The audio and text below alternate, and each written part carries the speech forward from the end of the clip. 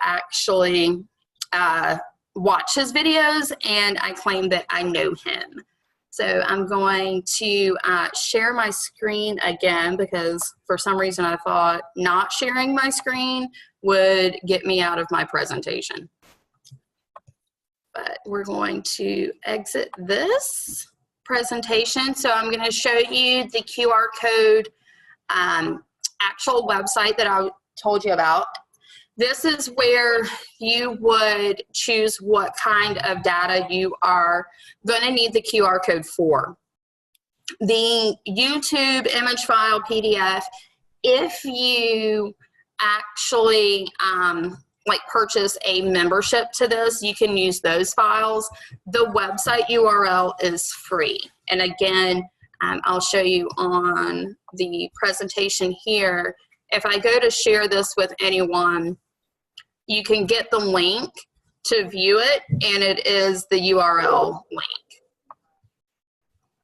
So this is just one of the websites that I use, and you can see where you can even create a visual QR code, which is kind of cool.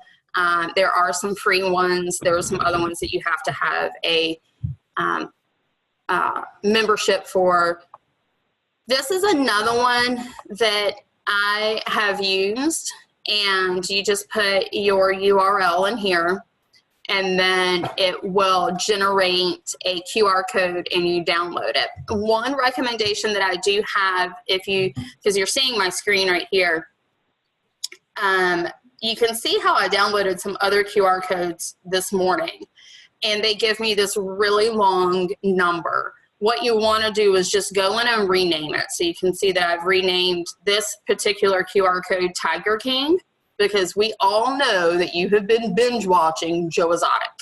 For 7 hours of your life during this pandemic, you have watched Joe Exotic. And I told myself I was going to open up this webinar by saying, hey, all you cool cats and kittens. But then I really think that she killed her husband, so I didn't want to do that. Sorry. And I can't see your response for it because I shut all of you guys off too. So I know that it's much like when I flip my classroom and I pre-record the lessons for my students. I'm just pretending that they're laughing and that they're all getting my jokes. So that's what I'm doing right now for you guys. I'm going to go back into this presentation right now.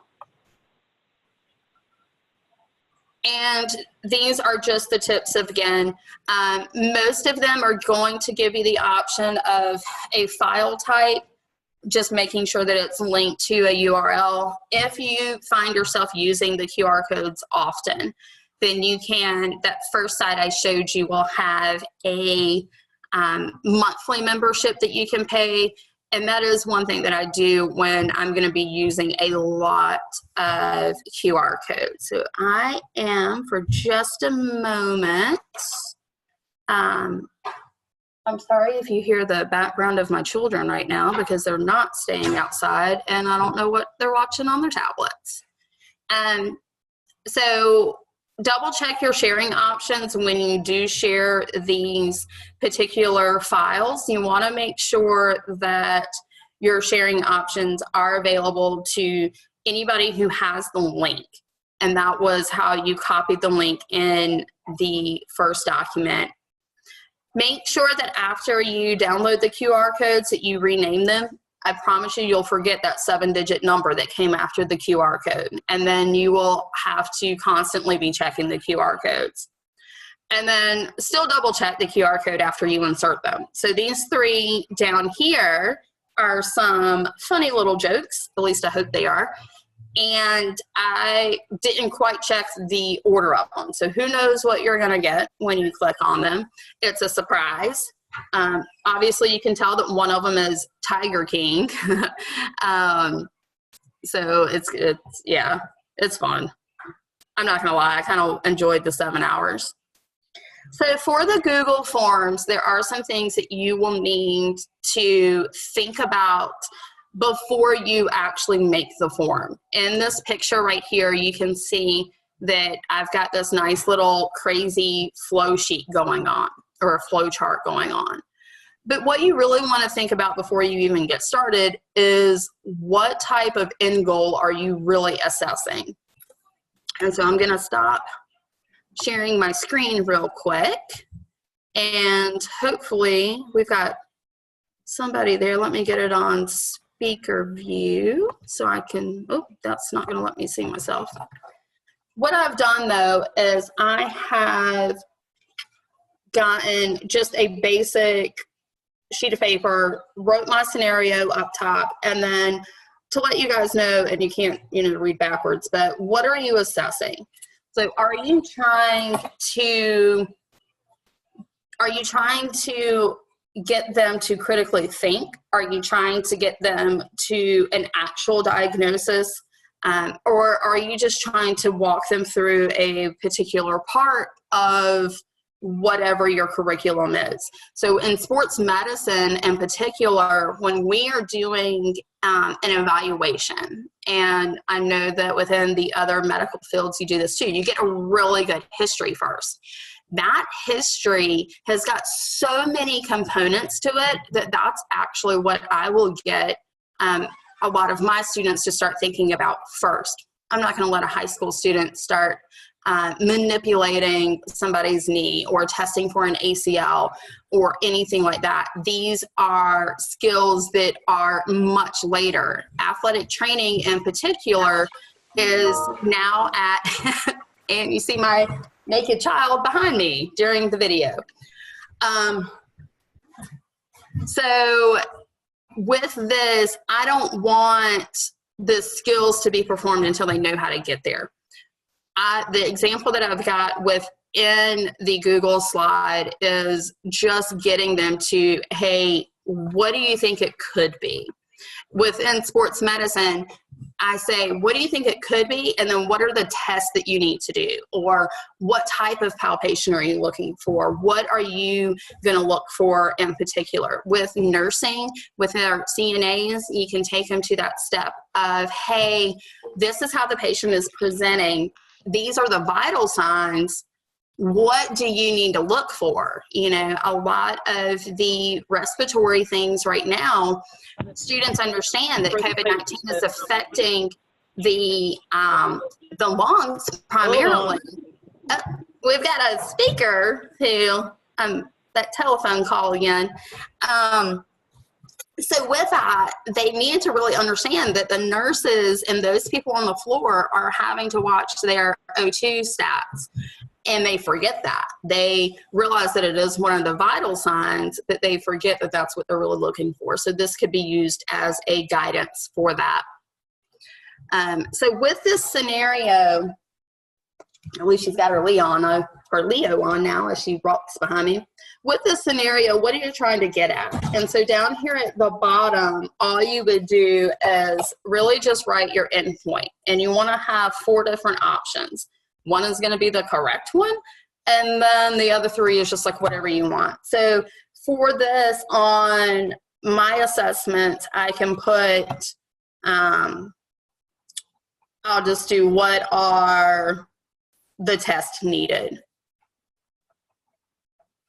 And I can't pause this as I write like I do with my Edgy Creation. So I'm going to write it kind of sloppy, but you can see I just did that right down here.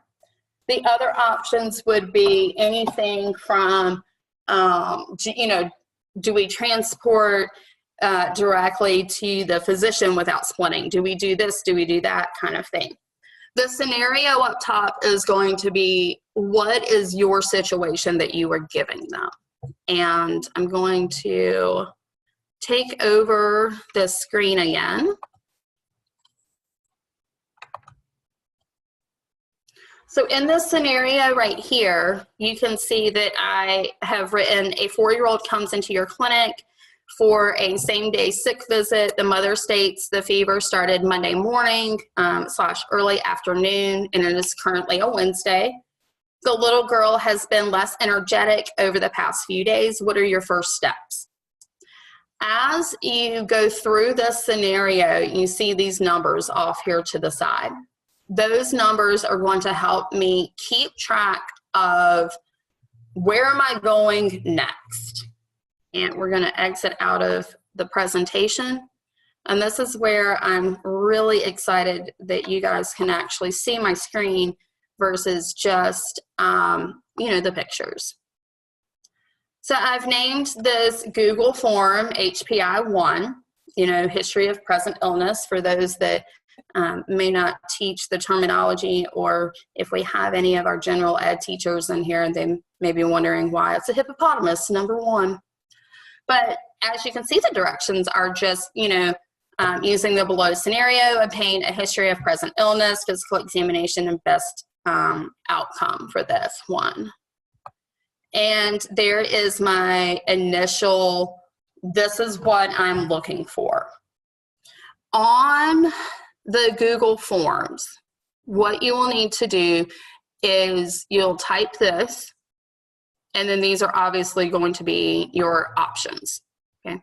So when I click on that question, you can see what I've gotten here. Let me kind of click down here.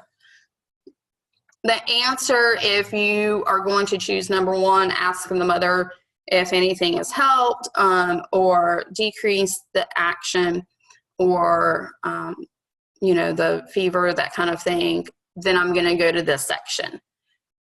How you get there is very easy. And so what I'm going to do up here, so I'm going to mess the form up for just a minute and just to show you.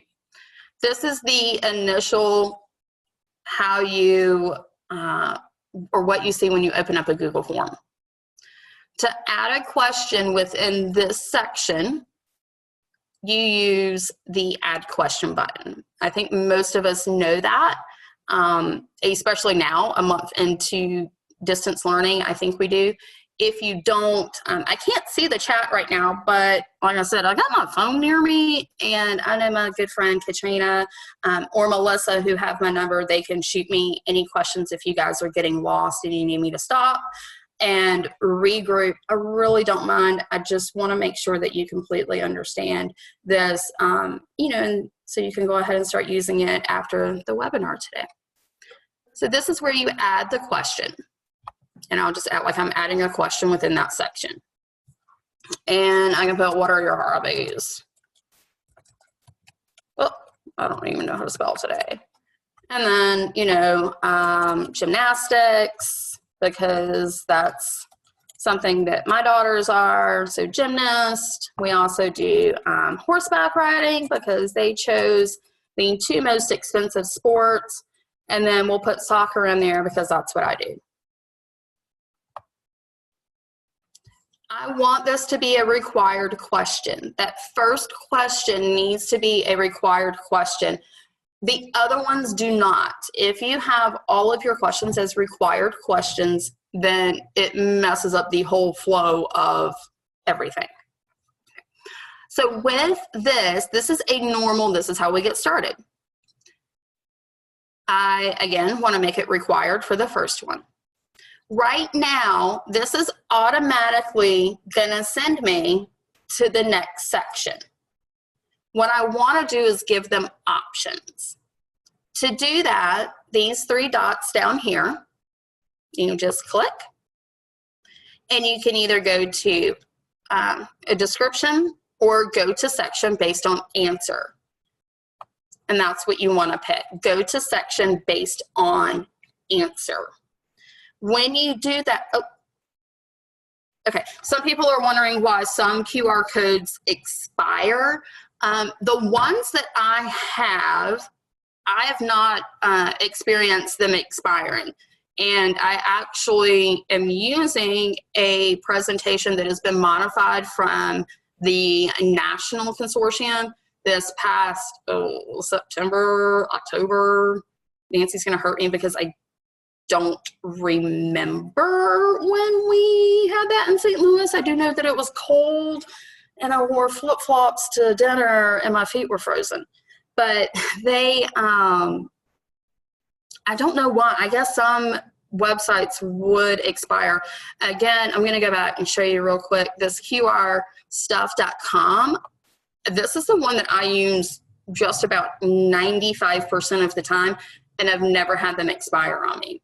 I download them, and as long as the link is still correct, my QR codes work. So the only thing I can think of is that maybe you moved that file and that link is no longer going where it needs to. So you may just have to double check your links on that. This is the website that I use. I guess one of the questions was, what app do I use?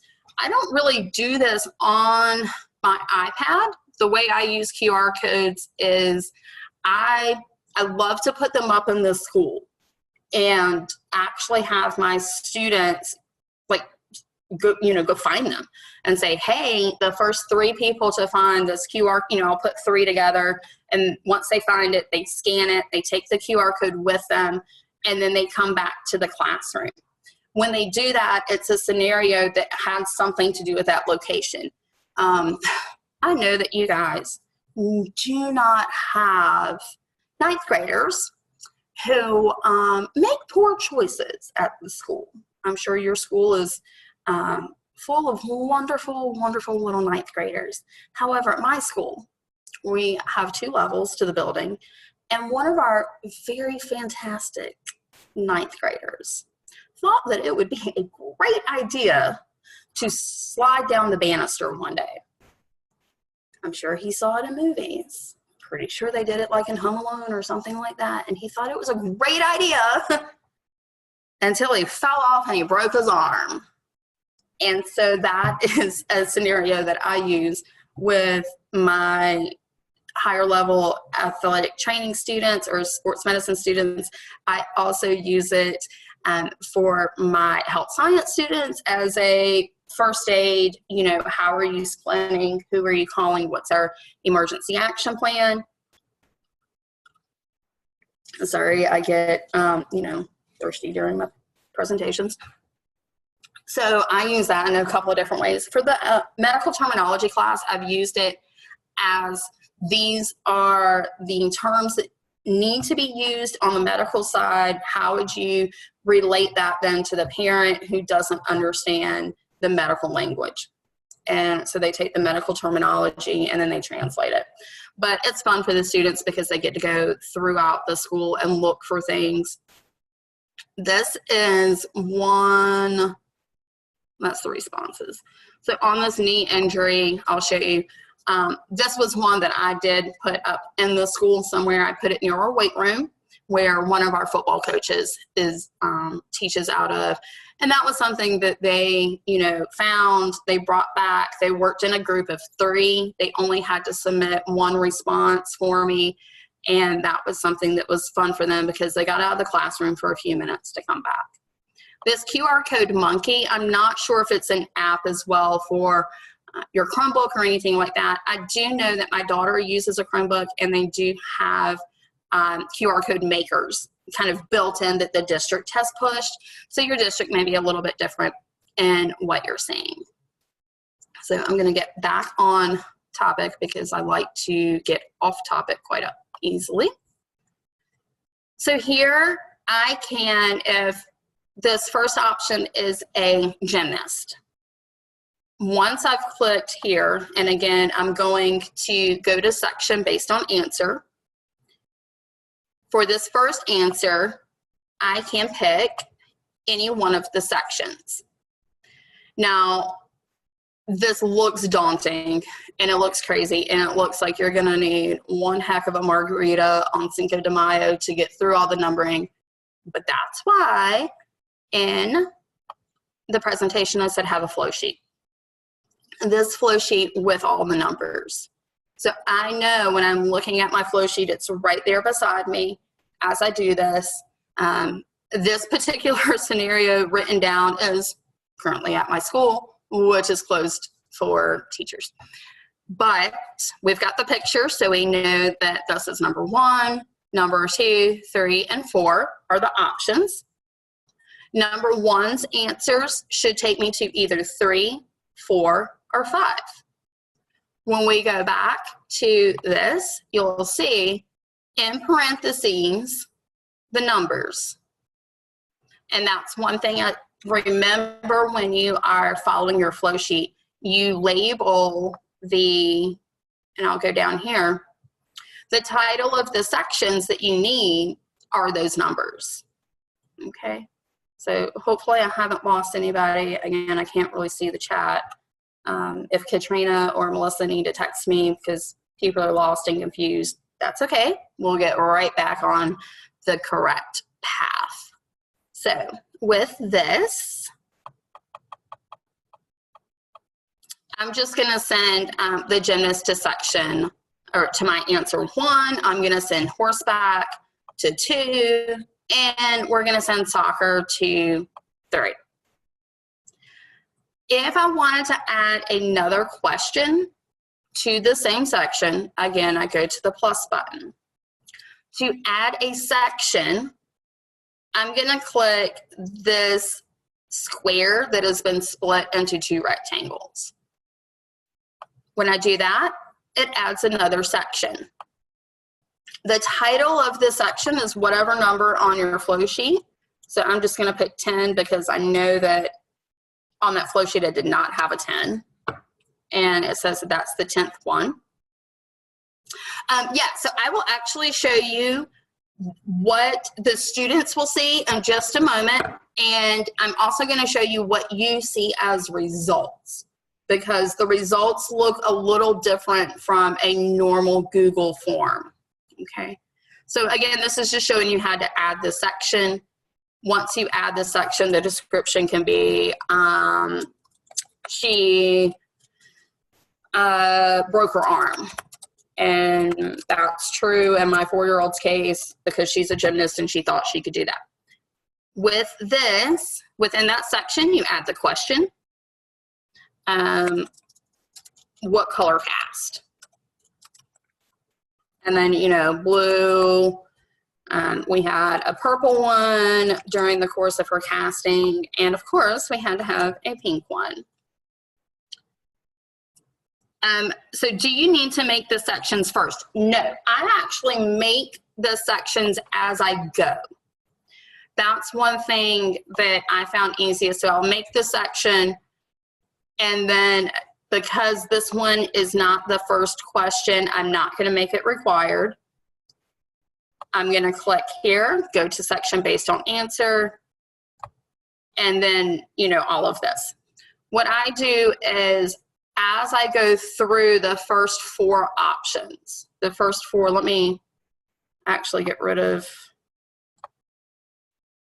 this. I'm going to delete that section so I can see what I'm actually working on. And I'm going to delete this question so it's not messing me up here. And so when you see it as a student, you'll understand. As I go through this, what I've done is I go back and double check. So as you can see right now, all of these options say continue to next section. For this one, I want to actually put it to, I think that answer was 3. This one's going to take me, we'll just put it to 4, and so forth. So what I'm going to do now is I am going to show you what it looks like on the student side.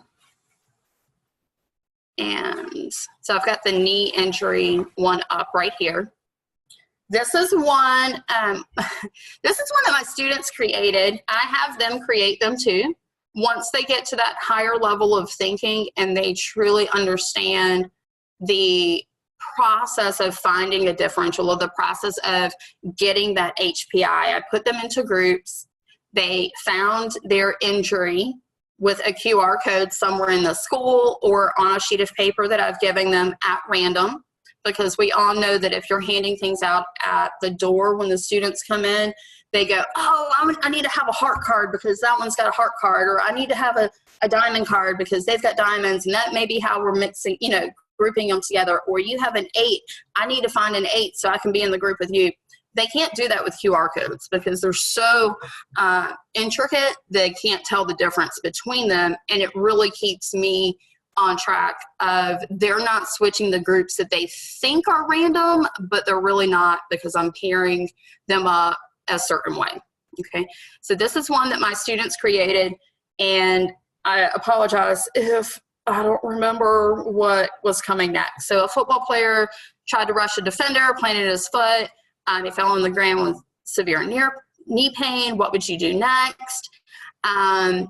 You know, let's just, I do remember this one because they put pray for him. And I was like, really, guys? And when I grade the ones they do, I do take the time to go through all the answers and see how they formed it. So I was like, well, let's just see what happens when we pray for him. And it may take a moment. And then, you know, the answer is you get sued for forcing religion, because at that point they had gone through, you know, the whole legal and ethical issue. They know that in school we can't really talk about our religion and force it upon them. So, you know, I'm sued, I'm done. What should I have done? And that is, you know, either pinpoint the pain or palpate. We'll say palpate. Again, I would have asked what they heard first, but they're the students. And so then it took me back to here, you know, and now I'm going to say, oh, let's put a splint on it. And then, you know, it says that straightening the knee hurts. What do you do? And you can see that it, you know, just takes me through a couple of scenarios with this. So that's what the students are going to see. They're only going to see one part at a time, so they can't skip ahead or anything like that. And I know I've only got just a few more minutes remaining before we get to all the questions. So I'm going to show you what the teacher is going to look like. This is for the knee injury one. I'll show you real quick. Not that one. I must have taken it off my screen. But this is one that I created for them. I can see, and I took my students' names off of it so I can really show you. I can see that they were great and that every single one of them knew at some point, and because this is B, it goes with that first section, okay? And I'll know because of the questions and how they're ordered. So, oh, hold on one. Okay, I'll get to that question in just a moment. So with the results, I can see that all of my students knew that with an ACL injury or any knee injury, you really need to ask them, did you hear or feel anything? What do you do after that? Well, some of them you can see palpated the knee. Some of them moved him to the athletic training room next. They all knew that at some point they're going to rule out the special test or perform special tests to rule out some injuries. These particular students, so 4 through 12, did it first. This kiddo chose another response to get him to, they already knew that it was like an ACL ligament sprain and possibly a meniscus injury. This one, you know, chose the option 8, got them there, and then this is what they thought. Through this, I can see that the majority of my students truly understood the mechanism of injury for an ACL. They knew that the popping is a classic sign of it. And then with this, the medial collateral ligament, it was tender on the inside of the knee was one of the answers. And they got that. These two over here, they didn't choose this one didn't choose the ACL, and this one took them a little bit longer. And they also wanted to just splint and send to the doctor. So that's something where with these students, I can go back and say, hey, I noticed you wanted to splint before you perform some special tests. How can we get back to what you should be doing? So that's just something that I choose. And so this is one question that Katrina was sending me. Hold on one second. I did not get the section options with my first question. Only go to the first section, submit form. Okay, so let's do this. I am going to share my screen again, and I'm going to start a brand new one. So you can see my drive is kind of crazy, but that's good because it means I'm either highly organized or a little crazy for having so much in there. So when I'm creating a new one, Google Forms. Okay.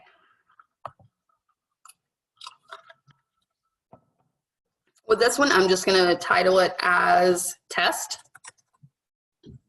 because we're just playing around. There's my thing, you know, use the, and I have to make sure I know how to spell scenario because that's always a word that trips me up. I apologize for those people that can spell that word all the time. Below to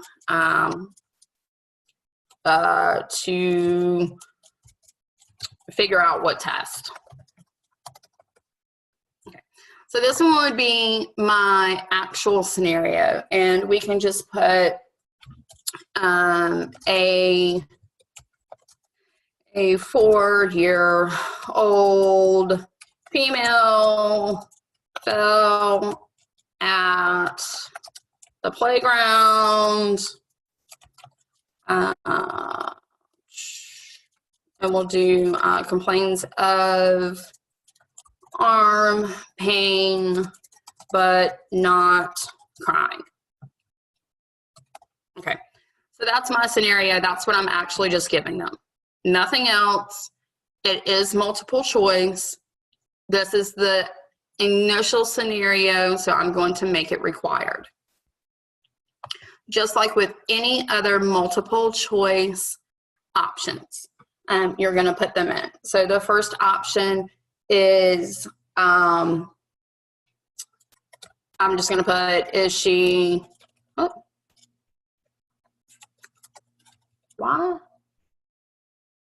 I don't know why it's on caps. Is she allergic to anything? Okay, so that may be something that the emergency room asks initially. Another option could be past medical history. So again, I don't know.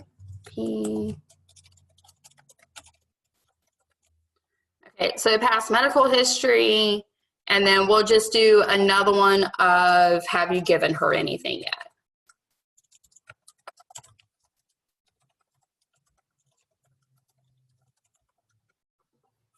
So right now, this makes it required. They're going to answer it. I know that I need another section. So I'm just going to go ahead and add 3 sections.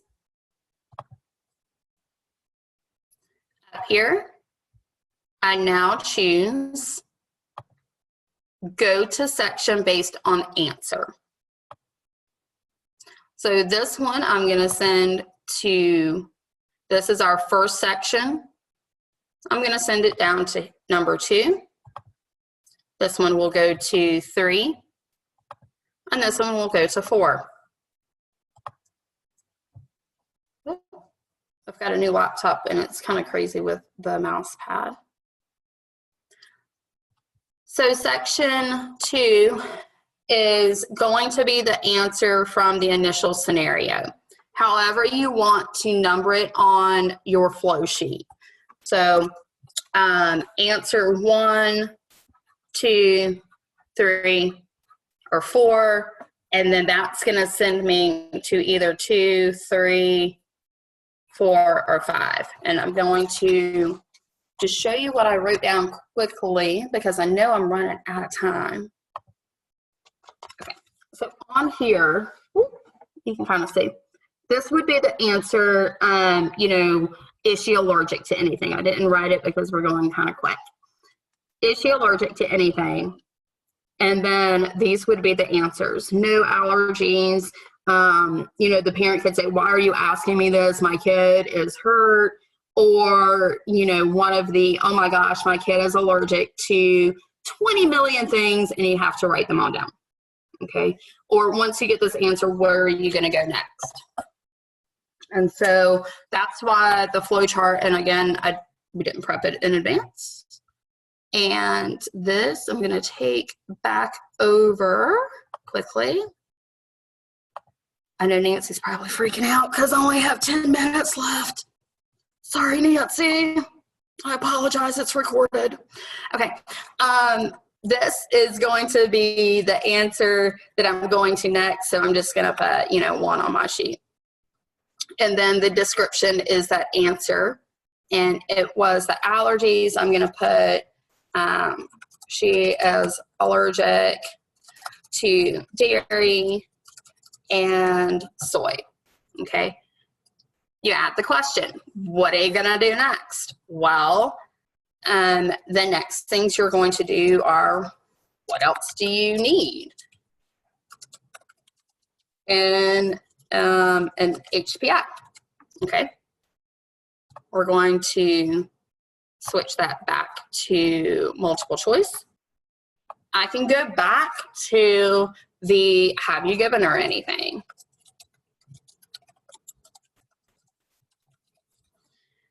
I can go to, have you noticed any bruising?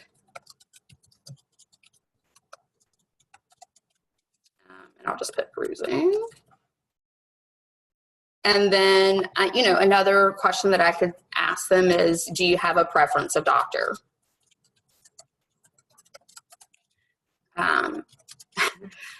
So I actually do have a preferred doctor, and that preferred doctor was in the emergency room before we even got out of triage. Because, hypothetically, this may have already have happened to me. So go to section based on answer. So for this one right here, have you given her anything? The one thing you really, really, really have to make sure is that this is going to section 4.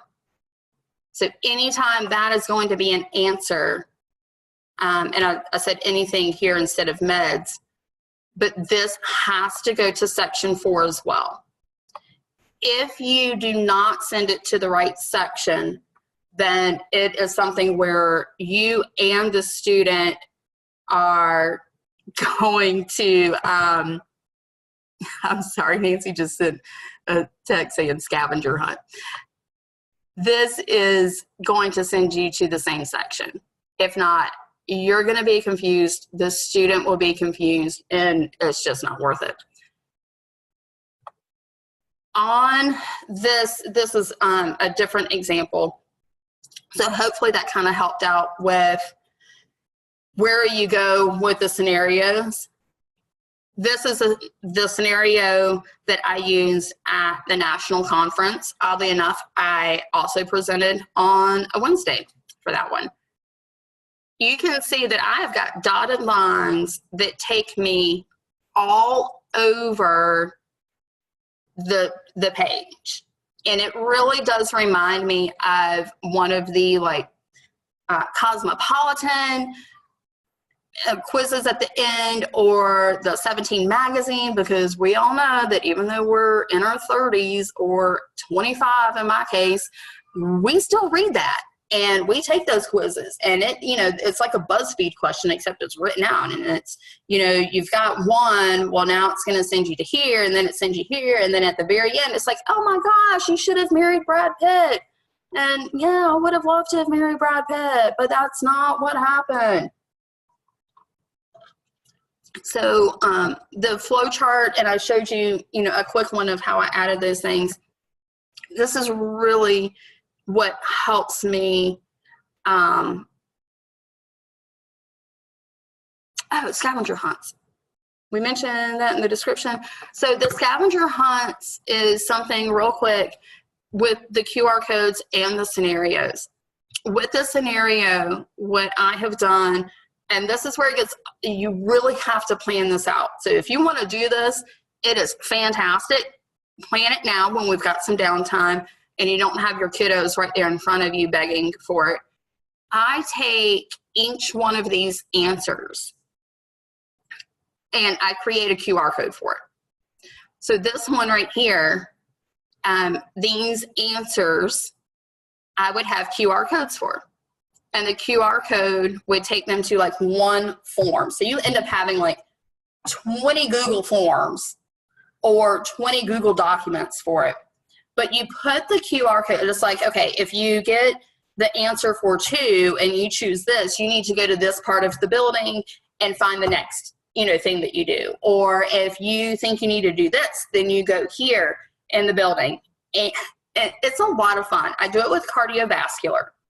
And it's not a scenario within cardiovascular. I do it so they learn the blood flow. I will give each little group a starting point within the heart. I give them their QR code. They scan it. They answer a question about that particular thing. And then based on their answer and where they should go next for the blood flow, let's say they started in the right atrium, the question would be putting them through the valve. And then depending on where they think they need to go next, that's where they go in the school. So they'll have, a little sheet saying that the right ventricle is going to be near our assistant principal's office. You'll find that QR code. Or if you think that you go to the left ventricle, then the left ventricle is going to be, near the PE offices. Or if you think that you're going to go to the lungs next, then, that's going to be upstairs outside the door of our physics teacher. And that's where it gets really fun because they don't know where they're going next as far as they can't follow the group near them. They didn't start in the same place. And then they end up coming back and saying, oh my gosh, well, I got here first and that next question didn't make sense because then it led me here. And then they always end up correcting each other. I do give my principal a heads up that we're going to be doing this, and I don't do it like on a day when we're testing for MAP or that's an elementary school. But if we are giving the SAT that day at our school, I don't do it on those days because I kind of like my job. And I do it on a day when it's okay for my students to be out in the hallways and moving around without it being a big disruption. So I'm going to stop sharing. Sorry, Nancy. Okay. It looks like choose your own adventure. Great stuff. Yeah, it is great stuff. It really is. It's so much information and it's crazy. I know that Katrina put my email address in there. Please email me directly if you have any questions with this, or if you would like me to have a Zoom meeting with you or a Google Hangout meeting and walk you through the steps with your scenario that you create. Or if you want to use it as a scavenger hunt, how do you actually go through and pick the different parts of the school? So I'm not sure. Nancy, did I answer most of the questions? Yes, I think so. I think we were able to text you some, and then you got to a place where you could see the chat feature as well, right? Yeah, because I'm a little ADD and I check things and I get squirrely. So, well, that's nice of you to offer if anybody wants to contact you directly, because you have nowhere to go and nothing to do, right?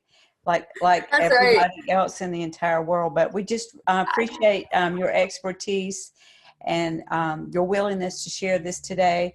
I will remind everybody on the call that we have one more webinar for this school year, and that will be next Wednesday. And it's really going to be a time of sharing. We're going to have a little bit of a motivational speaker for teachers. We know that everybody needs a little uplifting at this time, so there'll be an opportunity for you to get a little motivation or a little encouragement during the first 30 minutes, and then the final 30 minutes will be sharing, you telling us how you are celebrating your students, or you hearing from other teachers ways that they are celebrating their students through this time of disappointment and missing out on all the things that went along with the end of the year type functions and activities. So thank you all for being here. Remember, the webinar will be posted. And Karen, thank you so much. And if you should have gotten information about signing up for next week, but if you need that, you can send me an email. Remember, if you need to email me, and we'll get that out to you. Thank you again, Karen, and everybody have a great rest of the day. Everybody was able to join us today, and please remember, to stay safe and join us next week for the motivational speaker. I promise she's a lot funnier than I am and can give you way more tips than I can. Okay. Thanks, Karen. Thanks, everyone. Thank you. Bye.